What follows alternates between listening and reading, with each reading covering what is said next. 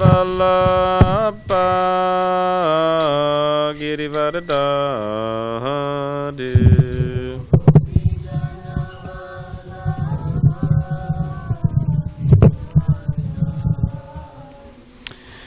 Gopi Jana Vallabha Girivardhari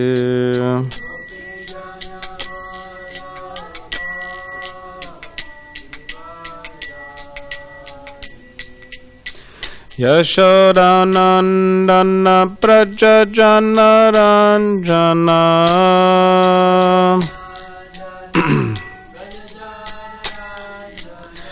Yashodanandana Prajajana Ranjana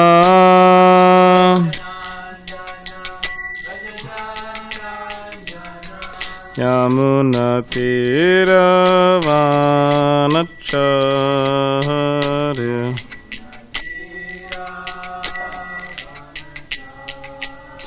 Yamuna Tiravanacharia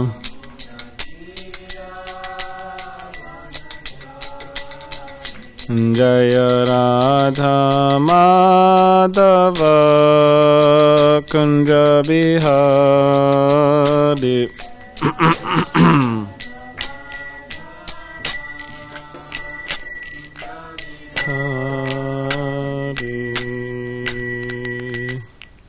Jambishpad Paramahamsa Parivraj Gacharya Ashtotra Shatashishamad is Vaingrace Asa Bhaktivedanta Swami Srila Prabhupada Ki Jai Grantaraj Srimad Bhagavatam Ki Jai. All glories to the simple devotees. All glories to the simple devotees. All glories to the simple devotees. All glories to Sri Guru and Sri Gauranga.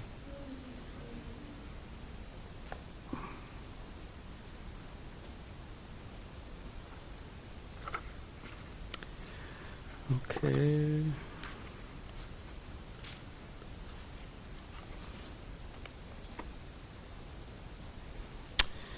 Well, I think this is the wrong verse, Jamal. Huh? He read the last two verses, which I think 40 and 40, 41 and 42 are the last verses of that chapter. But we're not on the 5th canto. We're on 4th canto, part 2. Or in some versions, 4th canto, part 3. We're on chapter 20, Lord Vishnu's appearance in the sacrificial arena of Maharaj Prithu, text 1. So it's 4th canto, chapter 20, text 1.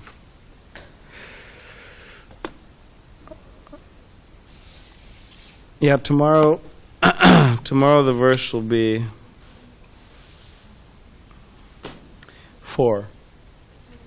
Yeah. So it'll be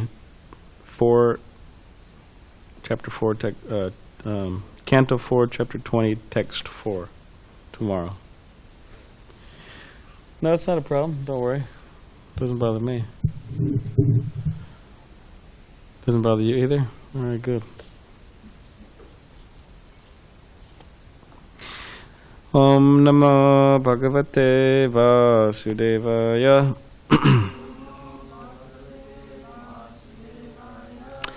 Om Namo Bhagavate Vasudevaya.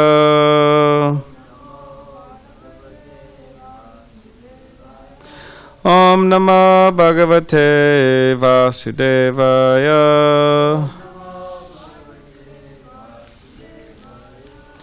Okay, so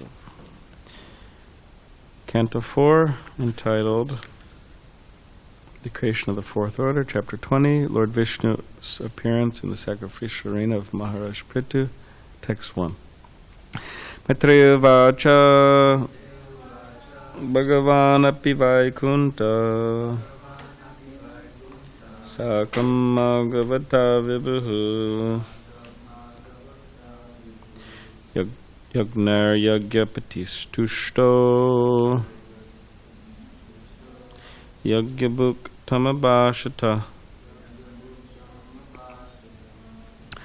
Maitreya vacha Bhagavan api vaikunta Sakam bhagavata vibhuhu Yagner yagya patishtushto Yagya bhuktam abhashata.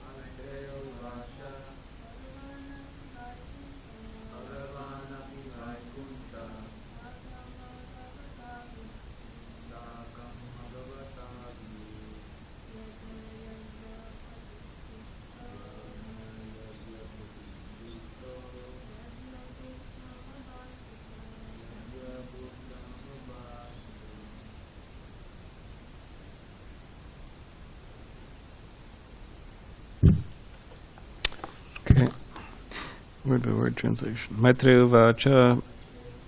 The great sage Maitreya continued to speak.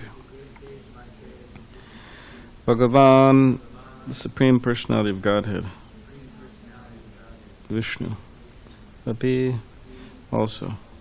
Vaikuntaha, the Lord of Vaikunta. Sakam, along with. Bhagavata, King Indra. Vibhu, the Lord. Yagyayi, by the sacrifices. Yagyapati, the Lord of all yagyas. Tushtaha, satisfied. Yagyabuk, the enjoyer of the yagya. Tam, unto King Prithu. Vashata, said.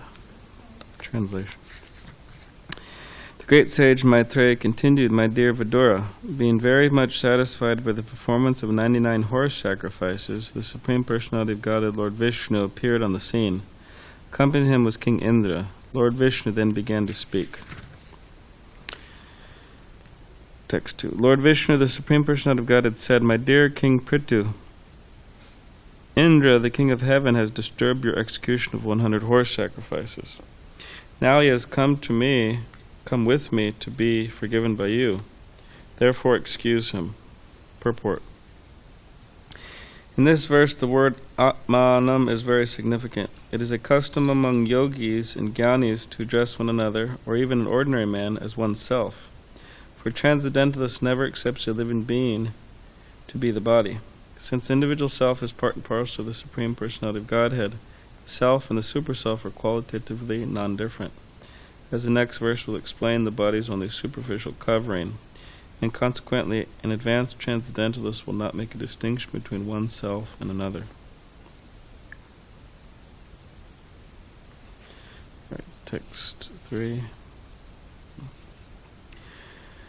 O King, one who is advanced in intelligence and eager to perform welfare activities for others is considered best amongst human beings.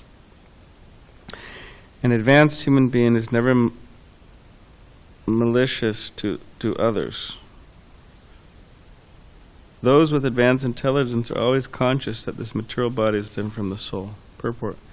In daily life, we find that when a madman commits murder, he is excused even by a high court judge. The idea is that a living entity is always pure because he is part and parcel of the Supreme Personality of Godhead. When he falls into the clutches of material energy, he becomes a victim of the three modes of material nature. Indeed, whatever he does under the influence of material nature, as stated in Bhagavad Gita, Chapter 5, Text 14. Na kartritvam na karmani lokasya srijati prabhu na karma palasam yogam svabhavastu pravartate. The embodied spirit, master of the city of his body, does not create activities, nor does he induce people to act, nor does he create the fruits of action. All this is enacted by the modes of material nature. Actually, the living entity or soul does not do anything. Everything is done under the influence of the modes of material nature. When a man is diseased, the symptoms of the disease become a source of all kinds of pain.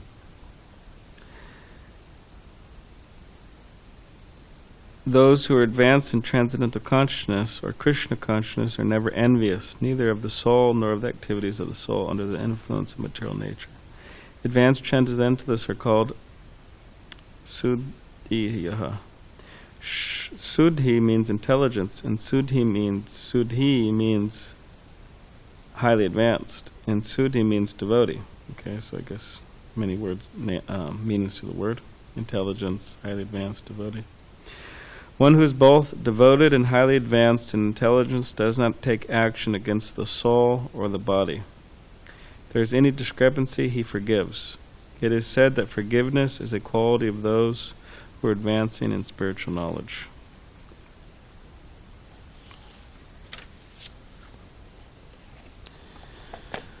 Om Gananjana Shavakaya Chakshulan Militam Yena Tasmai Shri Gurave Namaha Mukam Karidivachalam Pangam Langayate Girim Yat Kripa Tamaham Vande Shri Gurun Dinitarinam Vancha Kapadribhishcha Kripa Sindhu Bevacha Patitanam Pavanebhyo Vaishnavebhyo Namo Namaha Shri Krishna Chaitanya Prabhu Nityananda Shri Advaita Gadadhar Shri Vasari Gauda Bhaktivinoda Hare Krishna Krishna Krishna Hare Hare Hare Rama Rama Rama Hare Hare.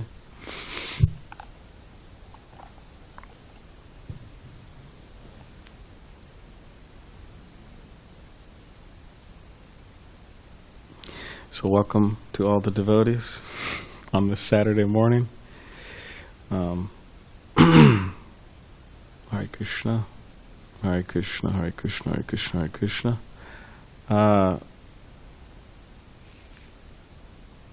It's very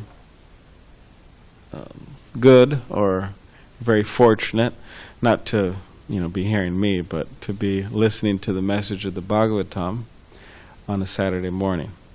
A lot of people are not listening to the Bhagavatam this Saturday morning in SanDiego. Probably most people, actually not probably, definitely most people are not listening to the message of Bhagavatam in SanDiego this Saturday morning.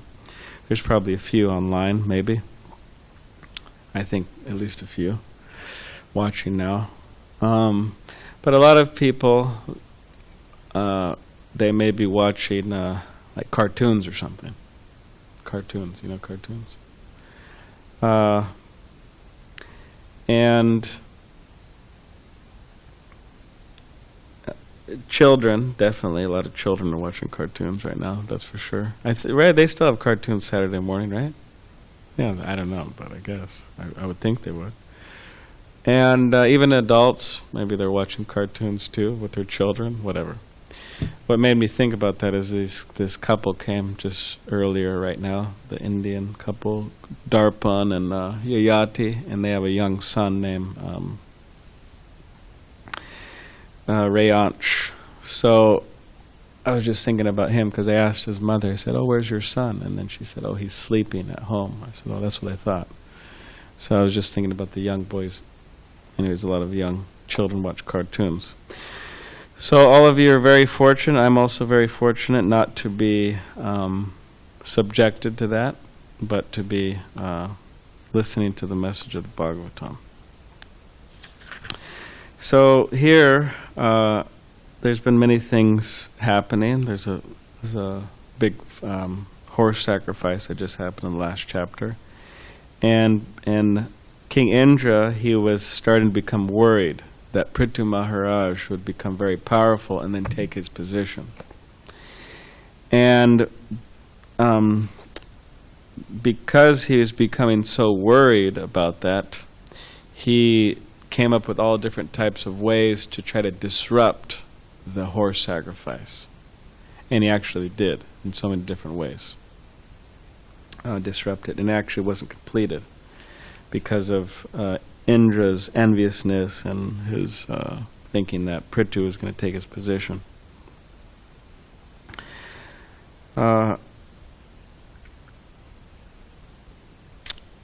And as this devotee who was here visiting recently, Chaitanya Charan Prabhu, right? Is his name? Chaitanya Charan Prabhu.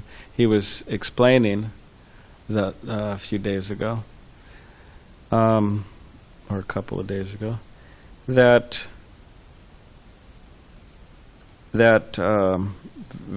Vishnu, there was Lord Brahma, there's Vishnu, there's Indra, and there's Prithu. So Lord Brahma, he was advising Prithu. He was advising Prithu to. What was he advising Prithu to do?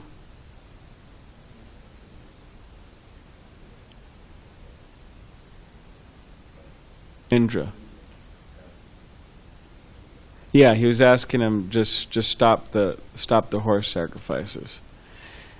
And Chaitanya Charan was making the point that Prabhu was making the point that actually what Prithu was doing wasn't wrong, but what Indra was doing was wrong.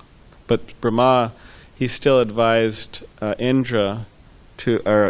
still advised Prithu Maharaj just stop the sacrifice and also to forgive Indra. Because Indra, I mean, with all due respect, he was just completely out of line. He was disrupting it in a very childish way, and he was just completely out of line.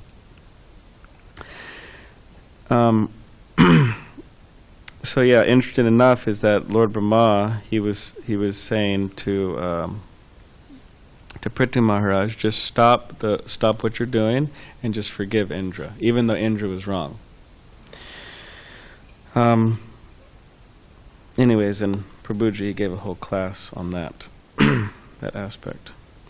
So now, because of Prithu Maharaj's attitude, his good attitude, Krishna or Vishnu specifically is appearing before him.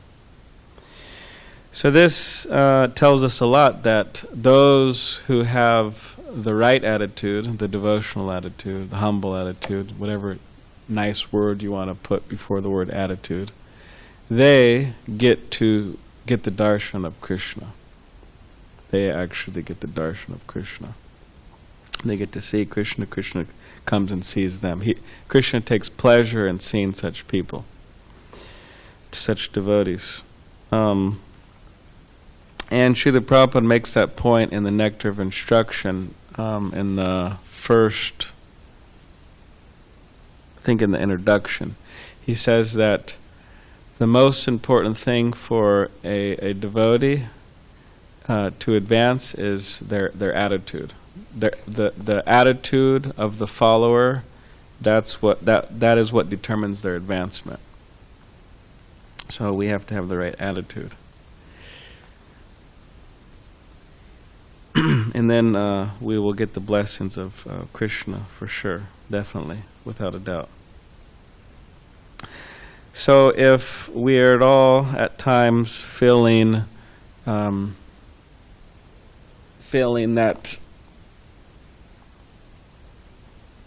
if we all at any time are feeling that I want to make more advancement, which usually devotees are feeling that, devotees want to make more advancement, more and more advancement, then the idea is to fine-tune the attitude.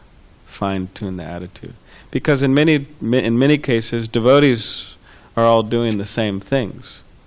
Devotees are hearing Bhagavatam, they're chanting, or they should be hearing Bhagavatam and chanting and the holy name and doing so many devotional activities. But some seem to be advancing more than others. And why is that? It's because of the attitude in which they're doing it. So if we learn how to fine-tune our attitude, we could actually make a lot of advancement. And that's the idea of going deeper and deeper and deeper into Krishna consciousness. That's the idea. Because at a particular point in devotees' lives, generally what happens is that there's certain, you could say, things that a devotee accomplishes within their life.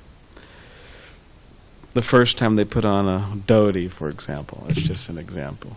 The first time they put on a tilak or neck beads, or they start chanting 16 rounds, or they become initiated. They become second initiated. They do this, they take on responsibilities. So there's certain things that devotees accomplish within their lives, which they should accomplish within their lives. But after that, sometimes it's like, okay, well, where is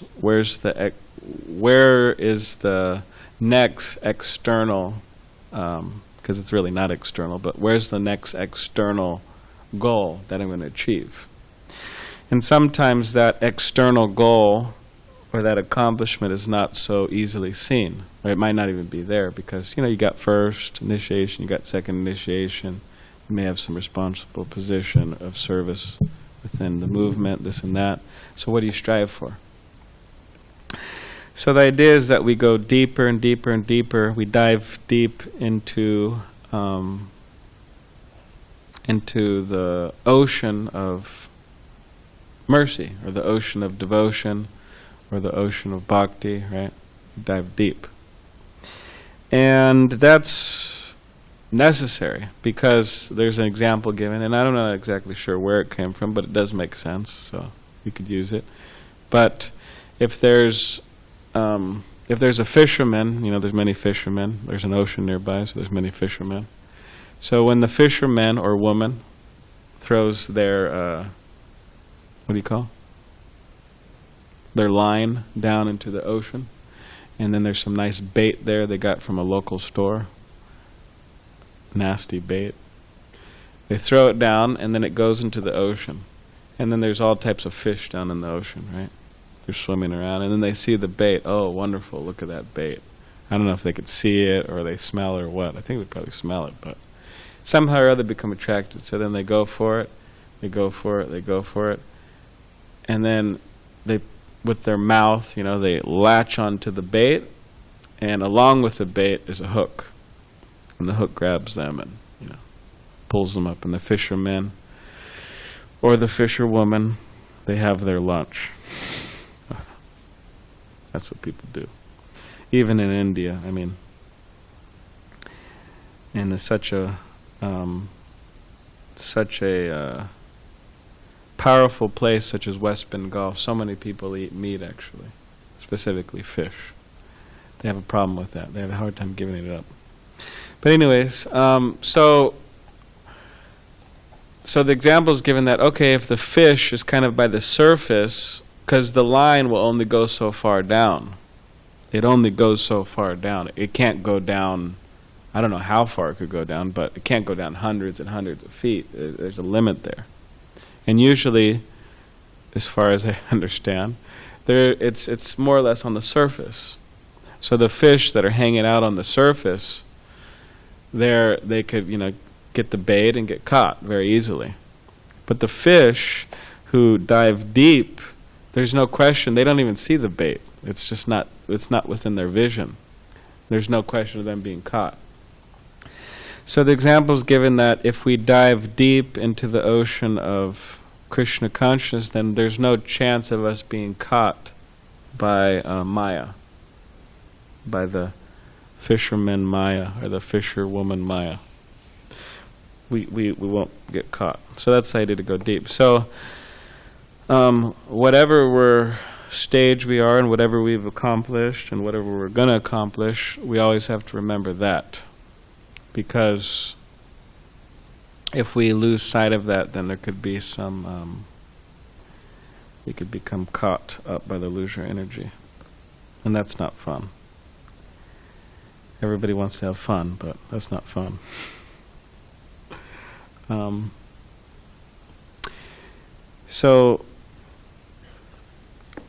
So yeah, the attitude. So because of Prithu Maharaj's attitude, Lord Vishnu appeared.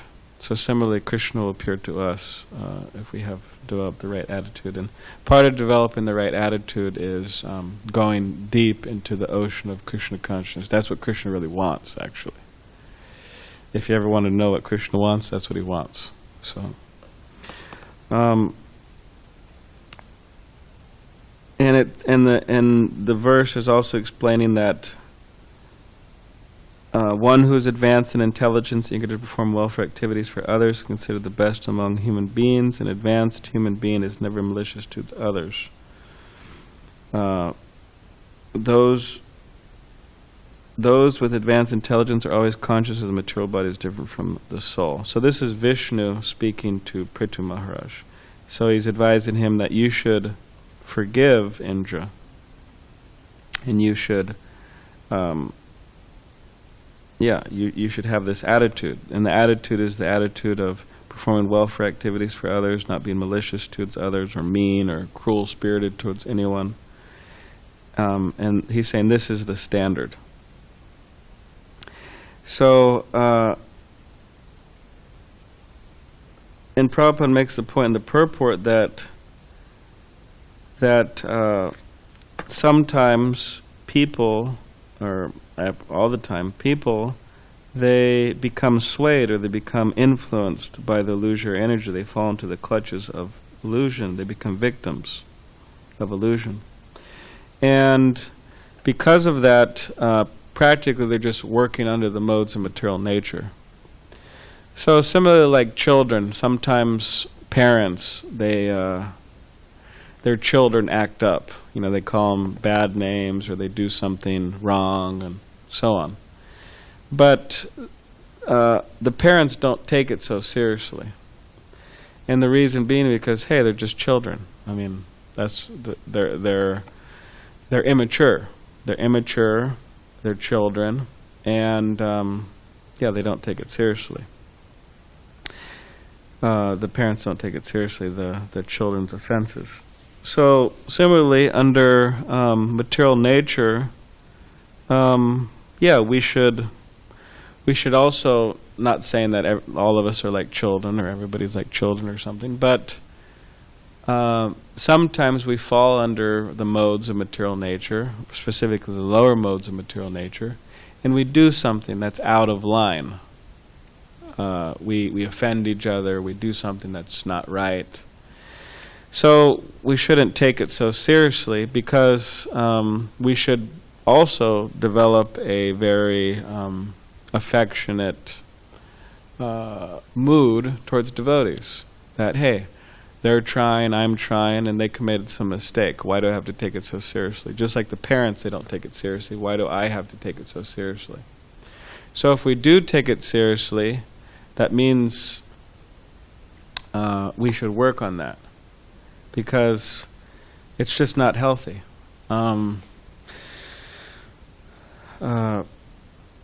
Because, I mean, we don't want to have like a list, you know, like you have your notebook here, you have your notebook, devotees have their phone or whatever.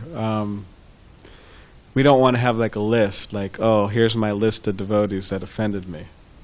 And they did this like 10 years ago, he did this 5 years ago, she did this 2 years ago, and this is what they said to me at that particular time.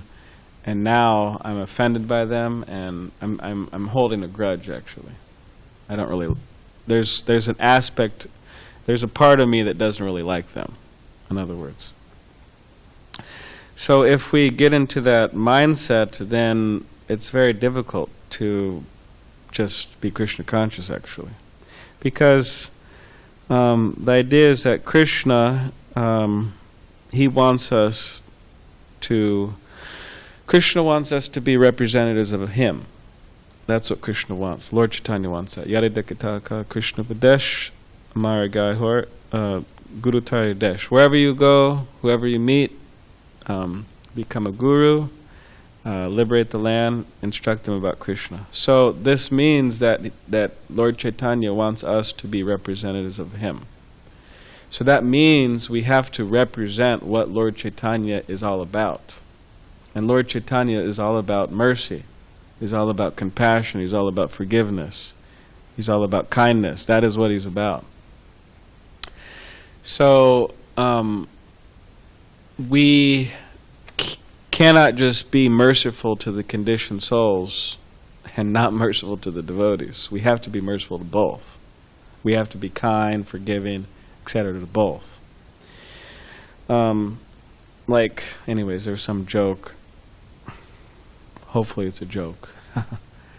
There was some person coming to the temple for quite some time, and somebody asked him, "Hey, why don't you join the temple, and why don't you become a member of our society, this and that?" And then the guy says, No, I prefer to be outside. And he said, "Oh, why is that?" And he said, "Well, I just prefer. I don't want to mention it to you. It's okay. Don't worry about it." And he said, No. Please tell me. Why don't you become a member of our society?" And the guy says, "Oh, well, I prefer to be outside because when I'm outside the society, they're a lot nicer to me. I've seen how they treated their members, you know." So, of course, every temple is different because there's many temples throughout the world, are ISKCON temples, and every temple is different. But we don't want to be like that. I mean, we don't want people to think that about us. So we have to represent Lord Chaitanya properly. And that means that we don't have a list of devotees who offended us. And even if they did, we forgive them and we let go of it and we move on. Or we work it out. We speak with them, we discuss with them, we discuss with others, we have some conflict resolution type of thing or whatever. But somehow or other we rise beyond it. Because Lord Chaitanya's program is not having a list, holding grudges. And whatever, I don't want to seem like I'm being too harsh or too inconsiderate in relation to devotees who have that problem, because I know devotees who have that problem. But it is good if those devotees who have that problem, they realize that they need to move beyond that, and those who don't have that problem, then it's a cautionary statements. So it's just not healthy. So yeah, the different modes in which one operates under can influence us to do so many different things. Now, of course, we can't use that like as an excuse that like, oh well, is because it's just the modes. I didn't really do it. It was the modes of material nature. Like, we were supposed to clean the deity plates for the lunch offering, the Raj Bhog, and we were 45 minutes late, and then we got there, and then we washed them, but when we washed them, we left a bunch of dal and rice in them, but we still dried them and put them up in the cupboard, and then someone asked, "Hey, Prabhu, like, what happened? What's the deal? You were late, and then you didn't do it. You did a poor job." And, "Oh, hey, it wasn't me. It was the mode of ignorance. Don't blame me." Right? So we shouldn't think like that. There was one person, he did some crime. For some reason, I always think about this, but he told the judge a very interesting thing. He said, "Oh, it wasn't me, it was the devil. The devil inspired me to do it." So we can't blame, like the blame game. But but we should know that there is a danger of these modes affecting us in different ways.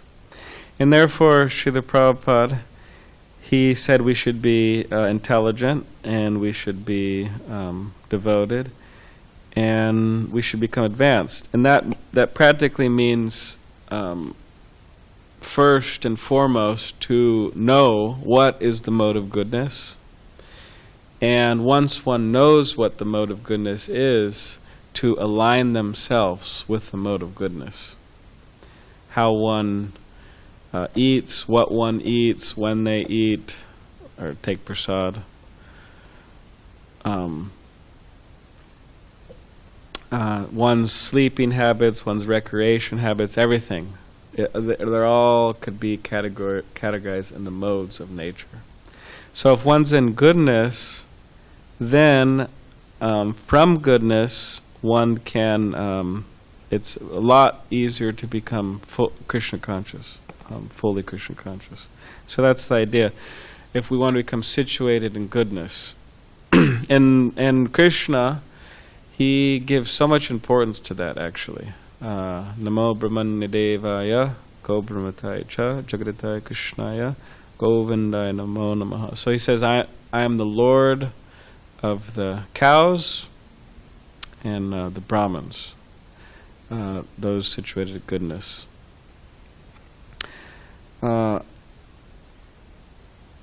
So if in this way, if we become situated in goodness, then there's less chance for us to really fall down, like really fall down deep into ignorance and passion, which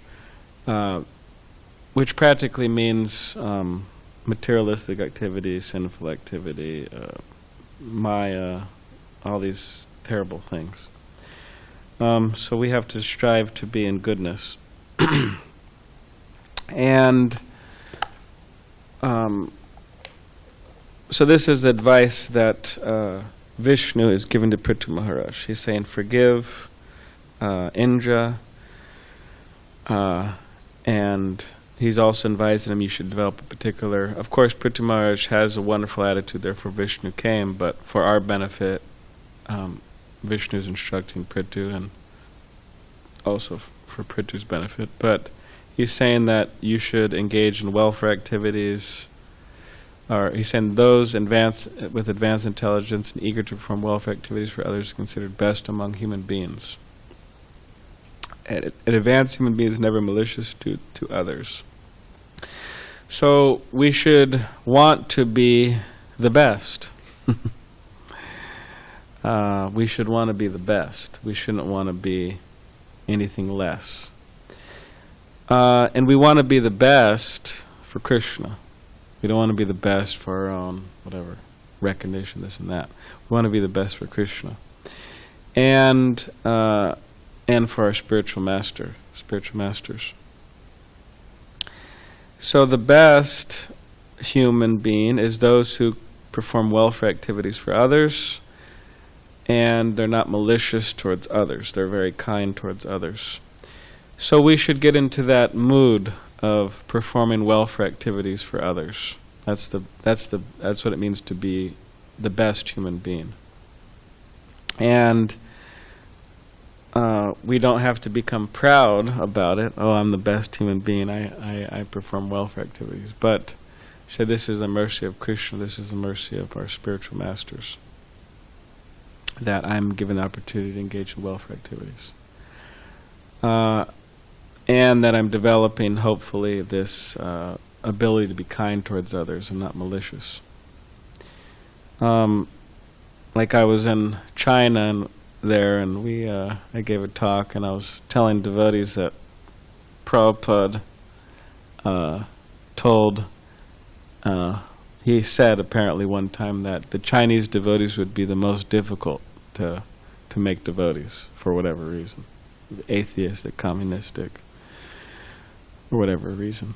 But Prabhupada said when they become devotees, they'll be the best. So I told the devotees that. And then I told them that, but although Prabhupada said that, you shouldn't be proud that, oh well, I'm the best devotee, You should be humble still. And I said the humble means the best. Humble devotee means the best. So, we shouldn't be proud, I'm performing welfare activities. But this is our great opportunity, our great fortune, and the mercy of our acharyas and our spiritual master and Krishna, that we're able to engage in, assist them engage in the welfare activities. So now it is October, Kartik. It's an auspicious time to engage in any devotional activity. You get a lot more benefit, spiritual benefit. And also November, December, it's coming up. It's like the months where devotees throughout the world engage in a lot of book distribution for the welfare of everyone. There's that wonderful December Nights festival at Balboa Park. It's like packed with people, and they're all in a very festive mood. And it goes on for about 3 days. Friday, Saturday, Sunday. 2 days. It's an amazing opportunity, actually. I mean, if devotees could do that, if you just could sit there as long as possible in those days, from the morning to the evening, as long as possible, and just pass out as many books as possible, and people give donations. So as many devotees as possible, and for as long as possible, they should go to that December's Nights, because it's quite amazing opportunity. And we could pass a lot of books for Prabhupada's pleasure. And for the upliftment of the conditioned souls. So, which is the most, practically speaking, one of the most important things a person could do with their life, try to uplift people. And Prabhupada was very concerned about that, uplifting people. So it's not that book distribution is just some way to, get some money coming in. Although Prabhupada did say that was our main way we support our movement, not nowadays by donations. But it's not that Prabhupada was just some businessman or something who was just writing his books and getting his disciples to pass them out to proclaim his name throughout the world so he could be a famous author or something. Or so he could, have millions of dollars to live lavishly or something like that.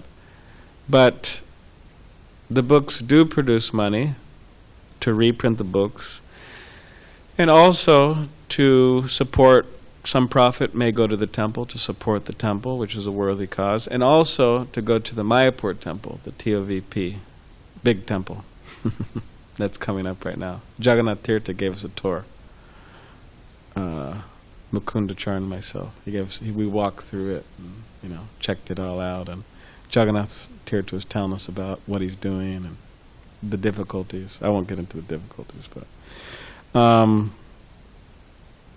so yeah, some of the money goes to that. So it's not that we're just passing, we're just trying to rack in some money or something for some weird purposes or something like that. But it's to reprint the books, goes to Mayapur, like that. So, and it is liberating the Lakshmi, actually. Lakshmi is meant for Ramchandra, Lakshmi Krishna, right? So why should it be in the hands of Ravana? Why should Sita be in the hands of Ravana, like in the Ramayana? Ravana captured Sita. Sita was, he took her to Lanka, was trying to enjoy her. Of course, that didn't happen. But similarly, all the materialist people, they all have Lakshmi, it's money, opulence. So why should all the Ravanas, the little Ravana, have all the money? They should deliver it back to Krishna, deliver it back to Giridhari, Radha Giridhari. That's where it belongs. It belongs to Giridhari, not to them. So bringing the Lakshmi back to Ram. So in so many ways it is good. So anyways, there's many opportunities to engage in welfare activities and become the best human being, best persons for pleasure of Krishna. So that's what's being advised to Prithu Maharaj. So does anyone have any questions? comments. Somebody asked me yesterday, I was on a walk coming back. I shouldn't have went on a walk because I was too tired, but anyways, jet lag and this and that, but it's a really difficult walk. But anyways, I was coming back and somebody asked me, it's kind of weird, this American guy, he was on his bike, he's like probably in his 50s. He lived up there too, northern PB. I walk up this way. So anyways, he rode behind his bike and he said, have you reached total consciousness? And I said, and usually I'm good on, coming back quick with things, so somehow or other Krishna gave me that. But I said, quickly, I'm working on it. And then I don't know what he said. He said something, and then he kept on going. And then but I thought it sounded like, I hope he gives it to you soon. That's what I thought, but maybe I was just imagining that. I couldn't make what he said. But you have a comment or a question? Yeah. Thank you for the nice class. I've been reading Bhagavad Gita, trying to do a chapter a day, and great. So the day before was chapter 9. Bhakti Chad. My roommate's name is Chad also, it's pretty funny. So I came across, the famous verse, 9:30. Oh, sorry. Even if one commits the most abominable action, if he is engaged in devotional service, he is to be considered saintly because he is properly situated in his determination. So there's some pretty interesting statements in the purport. I'll read them. In the srimadbhagavatam it is stated that if a person falls down but is wholeheartedly engaged in the transcendental service of the Supreme Lord, the Lord, being situated within his heart, purifies him and excuses him from that abomination. The material contamination is so strong that even a yogi fully engaged in the service of the Lord sometimes becomes ensnared. So the first part, if a person falls down but is wholeheartedly engaged in the transcendental service of the Lord, etc. So that implies that you could be fully engaged in the service of the Lord and still fall down. Yes, but then we're hearing, the example you gave, going deep, the fishes that are going very deep. So, yeah. There's always a chance of falling down or falling away in whatever situation one's in. But there's less of a chance. If one goes deep into the ocean of Krishna consciousness, there's less of a chance. Just like I was just trying to think, because you were reading that, I was thinking of something. I was having a hard time remembering. Anyways, there's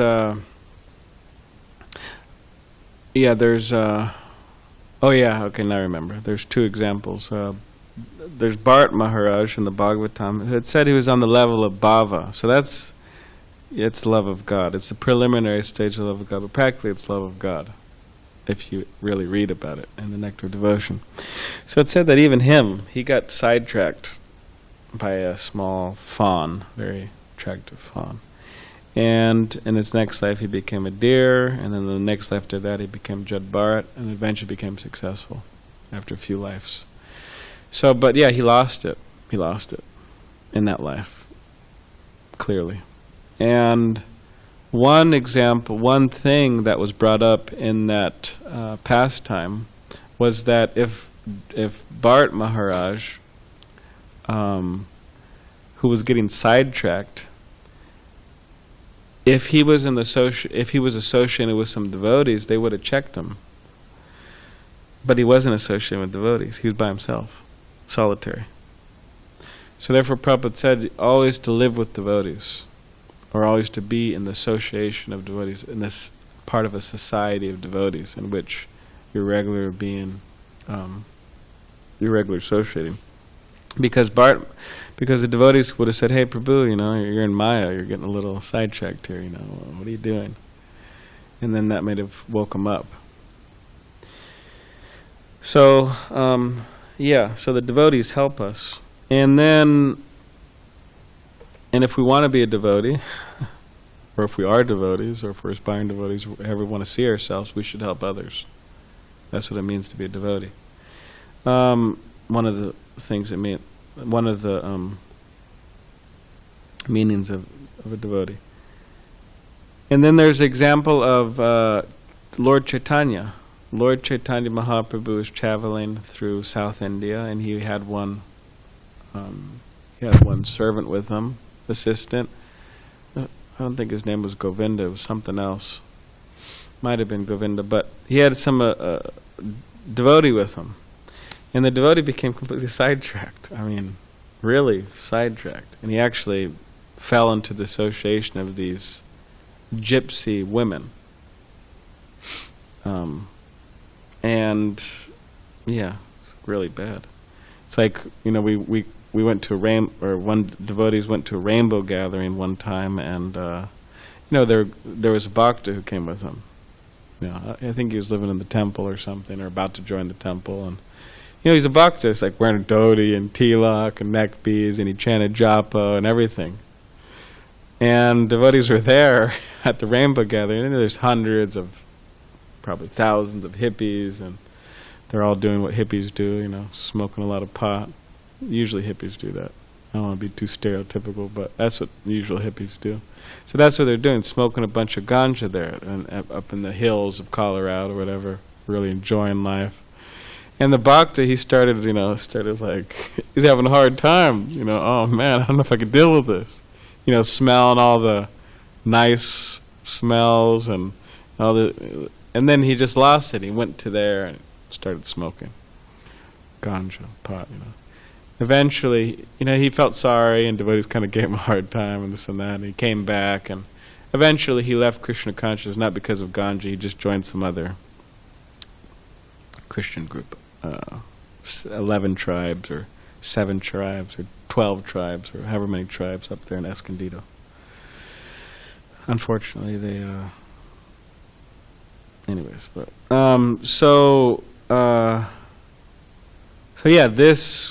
he became sidetracked, and he just, in Lord Chaitanya's association, amazing. But Lord Chaitanya, he dragged him out of that association. He traveled with him a little more, and then he went to Jagannath Puri. And then Lord Chaitanya told devotees, I don't want him around me. I don't want to see him. He's actually, Lord Chaitanya in some ways really strict in certain cases. He said, I don't want him around. He banished him. He said, I don't want him around me. And this devotee was feeling really bad. And then over time, devotees gave him service. I think the service was to bring something from Jagannath Puri to Mother Shachi and Lord Chaitanya's mother, and Mahaprasad, and to bring to Mother Shachi and Navadvip, which is quite a long journey, but devotees gave him some mercy. So that happens sometimes, and there's chance of that. But if we dive deeper, then there's less chance. Srila Prabhupada, I'll just end with this. I don't know if it's really happy note, but they were walking, devotees were walking, and Vishnu Jan Swami was there, and many other sannyasis in Mayapur, and they were talking about Lord Chaitanya's pastime with Chota Haridas, because Chota Haridas, it said he had some association with a young woman that was kind of out of line. That was not good, because he was a sannyasi. He was a renunciate, and he shouldn't have associated freely with her, but he did. And Lord Chaitanya heard about that, and he completely rejected him. And he said that, I don't want to see him, and don't bring me to him. And the devotees would sometimes talk to Lord Chaitanya about him, and Lord Chaitanya said, don't talk to me about him. He said, if you talk to me about him, I'm going to leave here. I'm going to leave for good. So he's very strict. And then Chota Haridas, his heart was just broken, and said he committed suicide. He entered the river, and he committed suicide. And then he became like a Gandharva. But Lord Chaitanya accepted his service. He would sing to Lord Chaitanya, and Lord Chaitanya would like it very much. So he still had the service, but it was an example. It was an example for how devotees should behave and how Lord Chaitanya wants devotees to behave and how sometimes he's very strict. So it's an example for devotees. Meaning that Chota Haridas was used as an example. But anyways, devotees were talking about that in Mayapur. And then and then devotees were saying that, oh, Prabhupada, I mean, if that was the case in our movement, then probably everybody would commit suicide, because sometimes people have a hard time not mixing and like with selfish desires and like that. And then Prabhupada said, no, that was Lord Chaitanya. He said Lord Chaitanya is different. He said, I'm different from Lord Chaitanya. And he said, actually, I'm just an ordinary man. Of course, Prabhupada's not an ordinary man. He was saying out of humility, but he said, I'm just an ordinary man, and I need all of your help. So he said, even if some of you who are sannyasis even, or whatever, even if somebody falls down and they break the regulations or whatever it is, still they could come back to the society, they could engage in service. So Prabhupada said, I won't reject you. That was the thing. So, and then, Vishnujan Swami fell to the back and this and that. Yes. All right, one last